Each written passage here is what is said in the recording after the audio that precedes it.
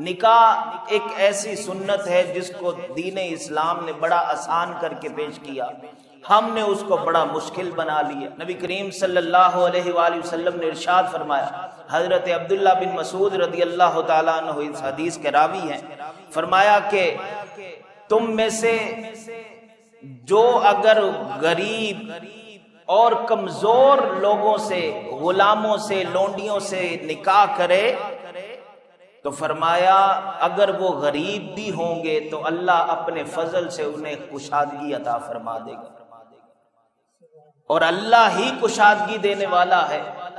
ایک اور حدیث پاک میں ارشاد فرمایا کہ حضرت عبداللہ بن مسعود رضی اللہ تعالیٰ عنہ اس حدیث کے راوی ہے، فرمایا کہ تم اگر نکاح کی ذمہ داریاں پوری کر سکتے ہو تو پھر نکاح کرو، نکاح کرو۔ اگر ذمہ داری پوری نہیں کر سکتے تو پھر کسی بیٹی کی زندگی خراب نہ کرو، پھر اپنی شہوت کو کنٹرول کرنے کے لیے روزے رکھا کرو۔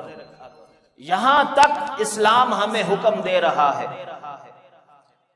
اور پھر رسول اللہ صلی اللہ علیہ وآلہ وسلم نے ارشاد فرمایا کہ 4 باتوں کی وجہ سے لوگ نکاح کرتے ہیں، ایک عورت کا حسن دیکھ کر، ایک اس کا خاندان دیکھ کر، ایک اس کا دین دیکھ کر، اس کا مال دیکھ کر۔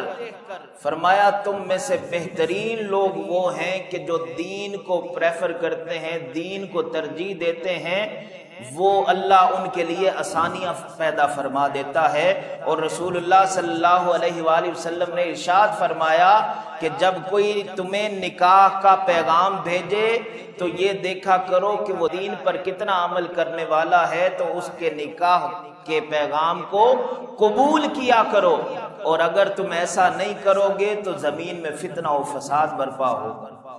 لیکن آج ہم دیکھیں لڑکی کتنی خوبصورت ہے، ان کا خاندانی پس منظر کیسا ہے، کس خاندان سے تعلق رکھتے ہیں، ان کے پاس مال اور دولت کتنا ہے۔ اور دینداری کو تو چھوڑے نا، دینداروں کا تو بیچاروں کا حال یہ ہے کہ وہ جب پتہ چلتا ہے کہ بچہ مدرسے پڑھتا ہے تو اس کو تو کوئی رشتہ دیتا ہی نہیں۔